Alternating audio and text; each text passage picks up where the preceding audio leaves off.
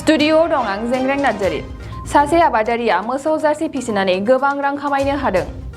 बाक्सा जिल्ला सुबनखाता हालामनि आमलायगुरि गामिनि बेलेन बसुमतारी बिथाङा मोसौ जार्सि फिसिनानै गोबां रां खामायनानै गावखौनो सुंथानो हानायजों लोगोसे नखर खुंनो हादों। बिथाङा उन्दै समाव फरायसालियाव थांनो खाबु मोनैलाय सोलोंथाइनिफ्राय गोजानाव थानांदों होननानै फोरमायनायजों लोगोसे उन्दै समनिफ्रायनो मोसौ गुमनानैनो देरबोदों होननानै फोरमायबावो। मख'जाथावदि बिथाङा सोलोंथाइ लानो खाबु मोनाखैब्लाबो दिनै मोसौ जार्सि फिसिनाय फालांगिजोंनो गावनि गथ' गथायफोरखौ गोजौ सोलोंथाइ होनायजों लोगोसे नखर खुंबोगासिनो दं होननानै फोरमायदों।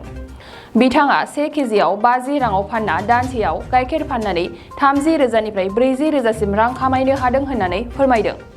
थारैनो दिनैनि समाव गोबां लाइमोनफोरा खामानि मोनैनि जेंनाजों मोगा-मोगि जानांबाय थादों। बे समावनो बिथाङा मोसौ जार्सि फिसिनानै गावखौ सुंथानो हानायजों लोगोसे नखर सामलायनो हानाया बाख्नायथाव। मसलपुरनिफ्राय दिबाजुराम गयारी। आं दिनै दंफैयो सासे आबादारिनि नखराव। बिथाङा मा आबाद खालामनानै नखरखौ सोलिगासिनो दङ आरो बे जायगाया बहा बेखौ आङो बिथांनिफ्रायनो मिथिनानै लागोन। नोंथांनि मुङा? बेलेन मुसाहारि। आङो बहुद आं आवगायावनो थारमाने जोंनि नखरा एकदम हामथारामोन जों ओंखायनो आं बे मालायनि नखर थानायावनो आं मालिकफोरनिफ्राय आं केपचार खालामना लायोमोन जे मालिकआ बेसेबां गाइखेर फानो, सेरनै गाइखेर फानोबा बेसेबां मोनो, बा 10 केजि गाइखेर फानोबा बेसेबां आंनि नखरा सोलिना थागोन ना हाया आंबो बेखौ जाज खालामबाय थायोमोन आरो थारमाने लावखार थानाय समावबो। बिदिनो थानानै आङो बहु बोसोरनि उनाव लासै आङो मोसौ मैसो बायलांनायसै लासैनो ओरैनो ओमफ्राय मोसौखौ फाननानै हाग्रा जोबनायखाय आं मोसौखौ फाननानै आं जार्सि खालामलांनायसै। दा जार्सियाव मोजां बेनिफिट दङ। बे माबायाव ओरैनो मासे मोसौआव 17 केजि 18 केजि ओंखारो। आं बिहारनिफ्राय लाना फैदोंमोन। दा आंहा दुर्भाग्य आं माबायाव एसे नस्थ' जाबाय। आं जे एरियायाव सबखा जादोंमोन आं बे सबखायाव जिरायफ्रांदोंमोन। बे एरियायाव बेयावनो आंनियाव फैफानानै सबखाया भाइरासआ फैफानानै बाहाय सानब्रै सानबानि उनाव आंनाव सबखा जाफैदों। ओमफ्राय थांनानै आंनाव बिहारनिफ्राय लाबोनाया मानै थादों।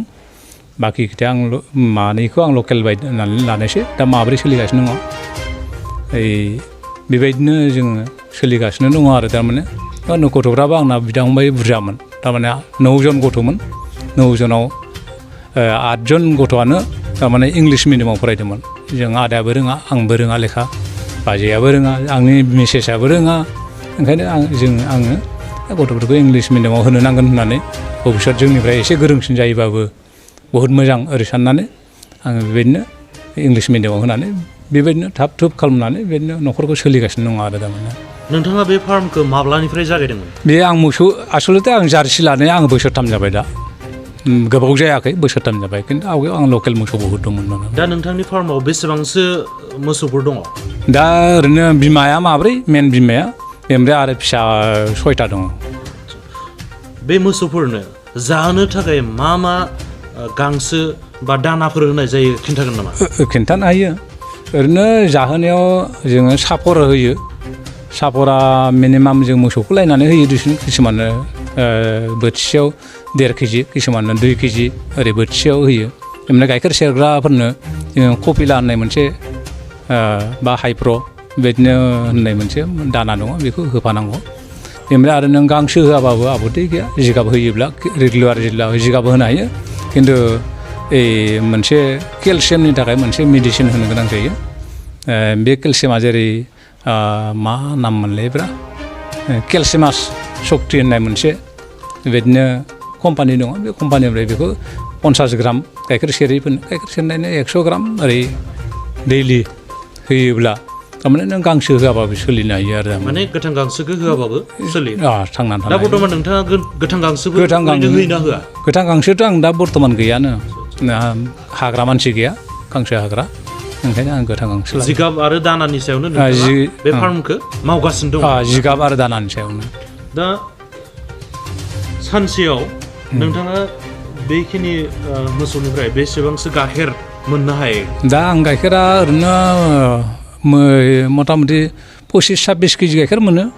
25-26 ओरै भितराव। बेखौ पार लिटार बेसेबांसो बेसेनाव फाननाय जायो 50 थाखा दामाव फाननाय जायो बे गाइखेरखौ बहा फानहरनाय जायो आङो ओरैनो बे गल्ला पनिर माबा माबि बानायग्रा कारखानायाव हरो कवारिसगाव निकासि कवारिसगाव दा बे फार्माव नोंथाङा हारसिं मावो ना सोरखौबा हारसिं मावो मास मोनसेयाव बेसेबांसो खामायफैयो मास मोनसेयाव ओरैनो 25,000 27,000 ओरैनो खामाया जायो खिन्थु खरसाखौ दाननानै खिन्थु खामायजा मालाय मा जानो बे गथ'फोरनोनो जमा हरजोबनाय जायो स्कुलाव माने नोंथाङा बे फार्मखौ बानायनानै बा बे फार्मखौ मावबाय थानानैनो नोंथाङा गथ'फोरनि फरायनाय बा जिखुनु माने खरसाखौ दा बर्थमान सोलिगासिनो दं आरो बेनि बादैबो माने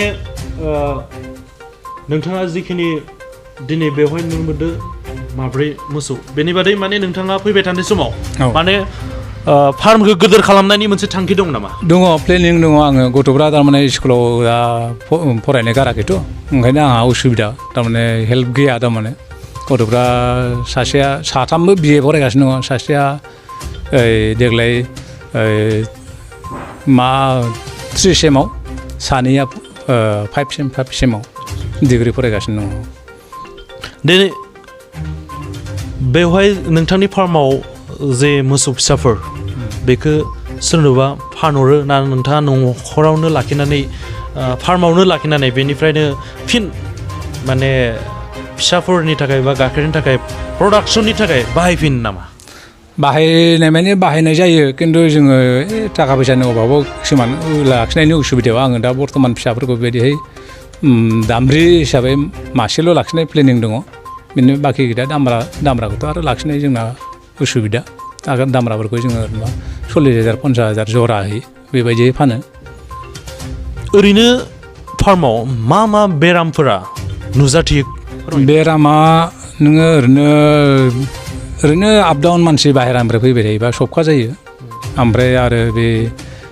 मा होनो बेखौ मा होनो बे ओरैनो जुजाय हाबनाय बायदि जायोलै माबा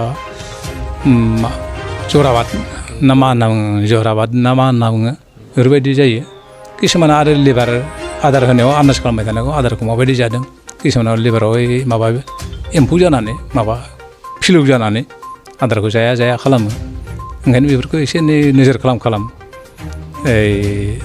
टेब्लेटफोर माबाफोर ओरै डाक्टारफोरनाव परामर्श लानानै सोङै बिदि होलांबाय थानो नांगौ आरो थारमाने दिनैनि समाव बिटिसि बा जोंनि ओनसोलाव गोबां बर' लाइमोनफोरानो मोनसे खामानि मोनै जेंनाजों मोगा मोगि जानांदों अब्ला नोंथाङा बै लाइमोनफोरखौ मा खावलायनो सानो जोंनि लाइमोनफ्राबो बिसोरबो जोंखौ माबा खालामनांगौ आरो थारमाने माबोरै मावनानै जादों जोंनि माबाफोरनिफ्रायबो केपचार खालामनांगौ थारमाने सोलोंनो सेस्था लाबाय थायोब्ला सोलोंनो हायो जेरै आवगायाव आं आवगायनिफ्रायनो जेरै एबसु आन्दलननि सिगांनिफ्रायनो आं मैसो गुमबाय थाखायोमोन एबसु सारान्डार जानाय लोगो लोगो किसुमाना फैसा मोननानै आंथ' लेखाबो रोङा नालाय आं हिसाबफोरखौ ओरैनो लोगोफोरनो खालामनो होयो बिसोरो हिसाबखौ मोननानै बिसोरबो मैसो बायनानै दङ बे दा किसुमाना साखरिबो मोनबाय बे माबायाव किसुमाना आरो दङ दाबो बेबायदिनो सोलिनानै बेफोरबायदिनो सोलोंबाय थायोब्ला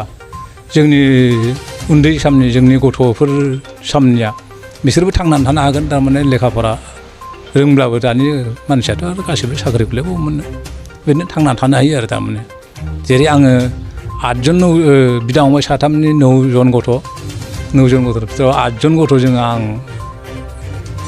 इंलिस मिडियामाव फोरोंदों खिन्थु इंलिस मिडियामाव फोरोंनाया जाबाय आं न'खराव जेबो लेखा रोङा नालाय आं इंलिस मिडियामाव फरायदोंमोन दा गासिबो मथा मथि आदानिया सासे बिए कमप्लिट खालामनानै ओरैनो मास्टार मावगासिनो दङ आरो सासेया देग्लाय एमकम कमप्लिट खालामनानै फैदों बे ओरैनो इउएनआव ओरैनो प्राइभेट स्कुलाव मास्टार मावगासिनो दङ बिसोरो देग्लाय थांनाय माबायाव सैत्र मासाव जुदा जानानै थांदों दा आंनि गथ'फ्राबो आरो बेबायदिनो जुदि लाइनाव फैयोबा दा साथामबो डिग्रि फरायगासिनो दङ बेबायदिनो मोजां आं जेबो लेखा रोङालासिनो आं जे आवगायावनिफ्रायनो लावखार थानानै बेबायदि मावनानै जागासिनो दङ बेफोरखौ सिन्था खालामोब्ला बा आंनि फिसाफ्राबो आंनि बिदा फंबायफ्राबो सोरबा ओरैनो माबानानै थांनानै थानो हानाय गावनि आथिङाव गाव गसंना थानो हानाय जाहाथे मालायनि अधीनाव मावनाङा बेफोरबायदि मावनानै जानो हायो आरो साबायखर थाबाय नोंथांसिम दा जोङो नुनो मोनबाय